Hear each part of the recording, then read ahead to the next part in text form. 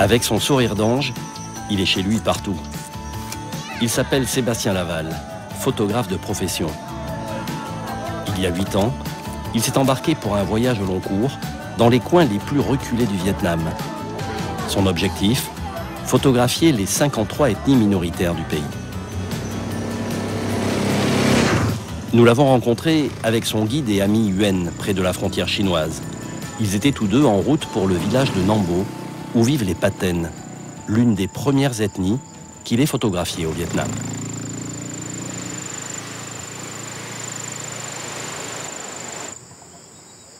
C'est une histoire de rencontre au départ. Je me suis rendu compte en faisant ce premier travail sur l'ethnie Pathen, quand on a montré le travail à Hanoï, que les gens de Hanoï ont découvert une population qu'ils ne connaissaient pas de leur pays. Ah, ça c'est bon souvenir là. Quand j'ai cassé mon appareil photo. Voilà.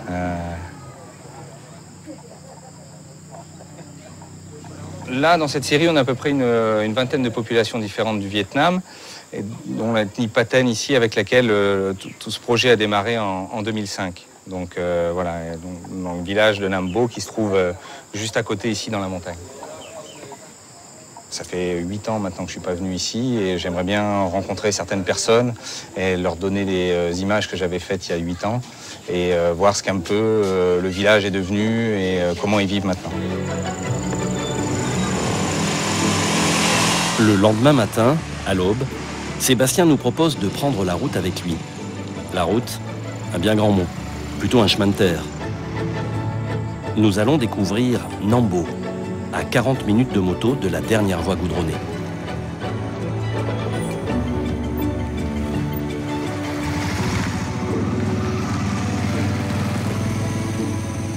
C'est bon, pas trop fatigué? C'est crevé, j'ai mal au dos là. Allez, viens. Ça n'a pas trop changé, tu vois, Nguyen. Ouais. Tu te souviens la maison là-bas où on avait dormi? Ah oui, c'est la maison, c'est près de la maison au Temps Rouge. Ouais, tout à fait. Et voilà. Ah oui, on avait des super moments là-bas. Il y a 8 ans, Sébastien s'était juré de revenir à Nam Bo avec des clichés des villageois qu'il avait photographiés alors. Sa promesse va se réaliser. Vous reconnaissez Sébastien? Oui, vous aviez dormi ici. Tu lui dis que je suis content de revenir ici et que j'ai des photos à leur donner et à leur montrer. Il est très ému de revenir ici et il apporte des photos qu'il a faites de vous. On peut aller chez vous? Bien sûr. Bon, on y va alors. Nam Bo, c'est une communauté de 70 familles. Sébastien avait passé 3 jours ici, avec les villageois. Il va reconnaître que c'est que des gens du village ici. Hein. Sébastien aimerait vous offrir à tous ces photos. C'est ma fille, là. Ah, c'est sa fille. C'est sa fille. Ouais, c'est sa fille, c'est la deuxième. Et là, c'est? Ça, c'est la grand-mère maternelle. Ça, c'est sa mère. Elle est encore en vie? Oui, elle vit encore. Oui, c'est toute sa famille en fait. Ça, c'est une photo du village que j'avais fait à l'autre bout du village. C'est une photo de votre village que Sébastien avait faite d'en haut. Et ce jeune homme, avec son fusil. C'est mon fils. C'est son fils. Et il a des enfants, son fils, maintenant? Đã có con chưa? Mấy đứa rồi? Oui, celle-là. Ah, c'est sa fille. Cái này là đứa thứ hai. Donc c'est sa petite fille. Papa. Comme cho bố. Prends la photo pour ton père. Tiens-la avec précaution. Ah, c'est elle, cái gars.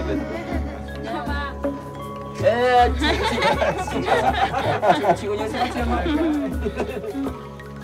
Đấy, chị cầm luôn cái này, Sébastien tặng lại chị. Đưa cả tay và đưa cả tay. Quand je la vois avec ses enfants qui n'étaient pas nés à cette époque-là, c'est vraiment touchant. L'arrivée de Sébastien va créer un attroupement dans le village.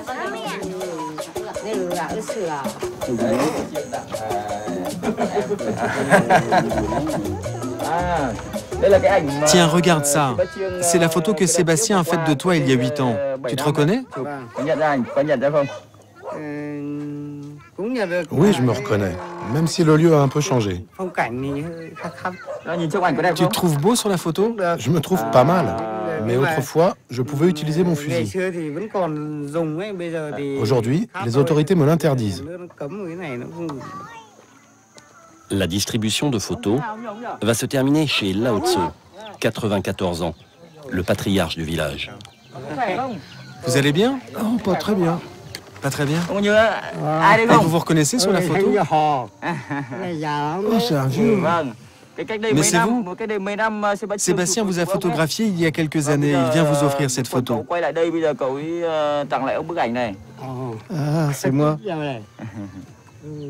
Je suis très content de voir que des gens qui étaient déjà bien âgés au moment où je les ai photographiés sont toujours vivants et peuvent surtout recevoir ces photos.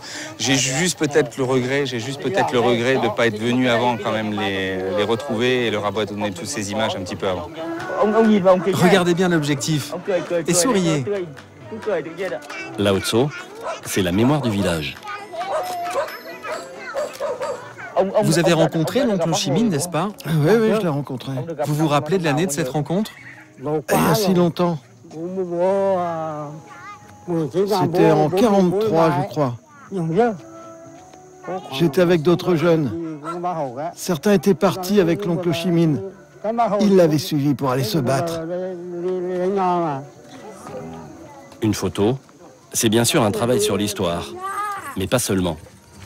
Je ne le vois pas du tout comme un travail d'archiviste, un travail de scientifique, c'est juste un témoignage photographique de populations qui vivent aujourd'hui. C'est un témoignage contemporain. Moi, j'ai commencé ce travail-là il y a 8 ans, même si ça fait plus longtemps que je viens au Vietnam. Et c'est juste pour montrer comment vivent ces populations aujourd'hui.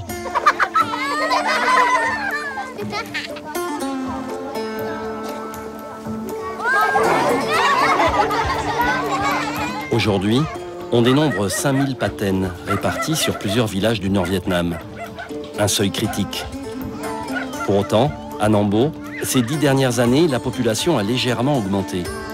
Les jeunes ne veulent pas quitter le village.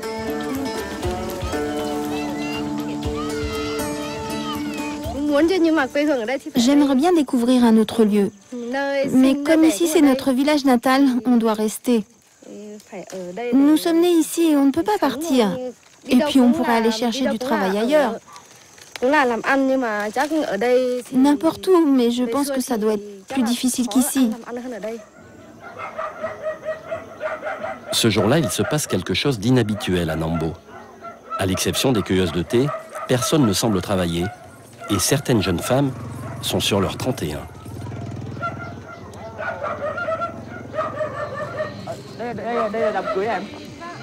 Dites-moi, ça serait pas un mariage qui se prépare? C'est pour quand? C'est dans 3 jours, mais les invités sont déjà en train d'arriver. Ah, d'accord. Un mariage dans 3 jours, une chance. Ça nous laisse même le temps de faire un aller-retour chez les Zhao, dans la province voisine du Yen Bai. En ce moment, là-bas, c'est la période du Kapsak, une cérémonie spécifique à l'ethnie Zhao. Ça serait dommage de rater ça. 5 heures de moto et encore un lac à traverser. Le Kapsak, cet événement que nous allons découvrir, ni Sébastien, ni Yuen n'y ont jamais assisté.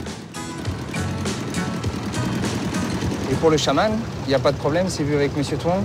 Ah non, il n'y a pas de problème. On va pouvoir aller le rencontrer et on va pouvoir faire des photos. Le Kapsak, en fait, c'est la fête Zhao la plus importante pour cette population. C'est en fait le symbole de passage de l'adolescence à l'âge adulte. C'est une cérémonie très rare à voir. Et pourquoi? Parce que c'est la famille des enfants, ils doivent payer. D'abord, ça veut dire que ça coûte cher la cérémonie. Et voilà, donc il doit accumuler l'argent, il doit économiser l'argent pour payer la cérémonie.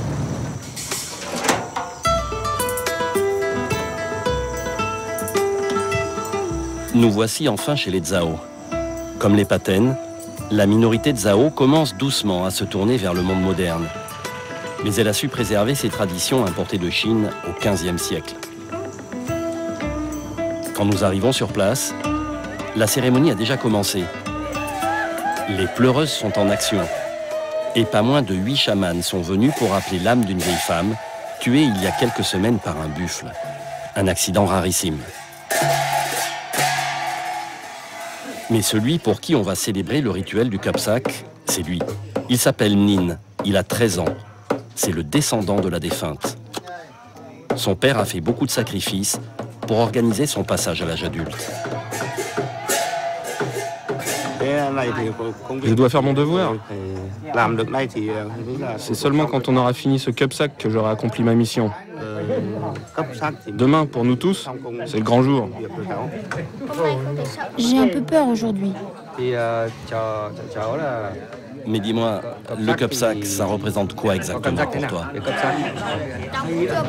J'en sais rien. Je n'y ai pas encore assisté. Je ne sais pas ce que c'est. Comme Nin, il ne nous reste plus qu'à nous asseoir, observer et attendre les consignes des chamans. Le Kapsak aura lieu demain. Vous viendrez tôt demain, d'accord? Comme vous avez commencé à filmer la cérémonie aujourd'hui, il faudra continuer jusqu'au bout. C'est comme ça. Et maintenant, qu'allez-vous faire? Maintenant, on se repose. C'est l'heure du repas. La spiritualité, ça nourrit pas son homme. Et puis dans ce genre d'événement, il faut savoir reprendre des forces. La cérémonie du Kapsak va être longue, très longue. Sébastien ne fermera pas l'œil de la nuit. C'est impressionnant. Hein? Oui, c'est impressionnant. J'ai le sentiment d'être un peu privilégié de partager des moments comme ça. Ouais. Même si on ne comprend pas tout. Même si on ne comprend pas tout, je pense qu'il va falloir assister à beaucoup de Kapsak et à beaucoup de cérémonies comme ça pour vraiment comprendre en profondeur tout ce qui se passe, bien sûr.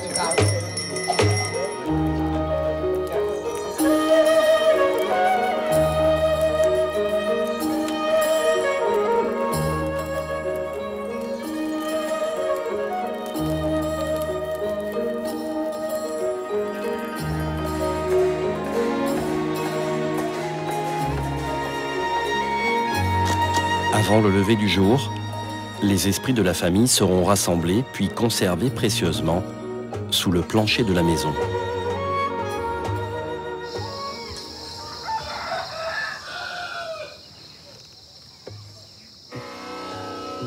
Au petit matin, Nin, le jeune adolescent, est conduit vers une clairière où l'on a dressé une plateforme de laquelle il va devoir se laisser tomber en arrière.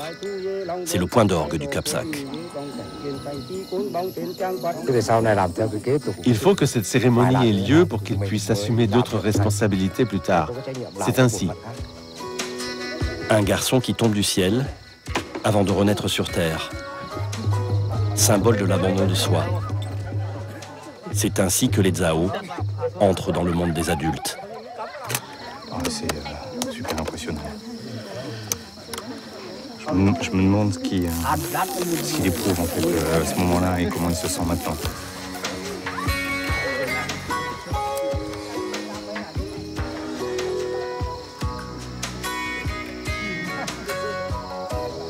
Nous sommes les premiers étrangers à assister à l'événement dans le village.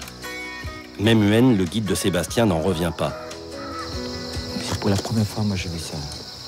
J'ai entendu, mais pour la première fois, je vis ça.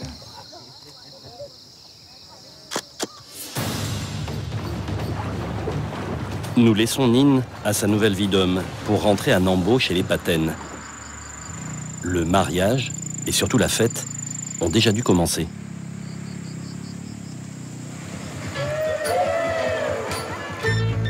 Au moment où nous débarquons, on est justement en train de préparer la mariée. Un spectacle rare. Désormais, le costume traditionnel Paten ne se porte que dans les grandes occasions. Et aujourd'hui, c'en est une. La robe de la mariée est rouge, comme celle des demoiselles d'honneur qui pleurent son départ.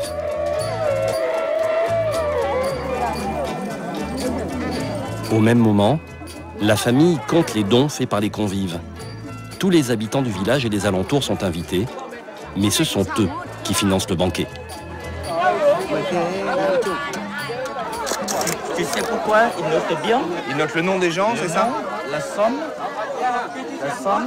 regarde.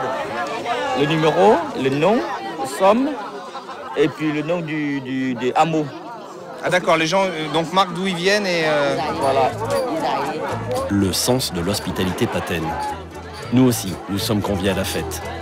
Mais l'invité d'honneur aujourd'hui, c'est Sébastien. Le photographe va devoir gérer sa consommation d'alcool de riz. Moi ça fait 5-6 déjà.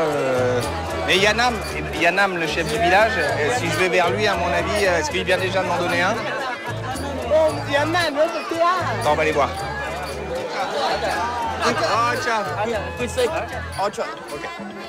Ocha, en patène, ça doit signifier cul sec. C'est dialecte des patènes. Pas facile, Sébastien, ce métier. Hein. Ah bah, c'est pas toujours très compliqué, mais c'est rituel en tout cas. On va être obligé de faire la sieste après. De refuser, parce que ça le baisse. D'accord, bon allez, un dernier alors. Ça va aller? Oui, bien sûr que ça va aller. Je suis un peu habitué quand même. Ouais, mais après tu vas parce que tu vas être beau et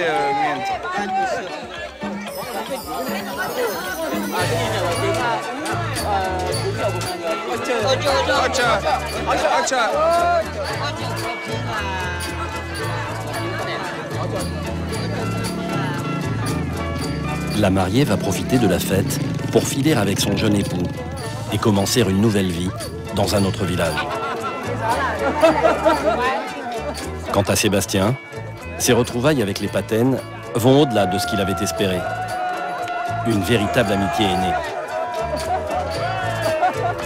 Le photographe a réussi son pari.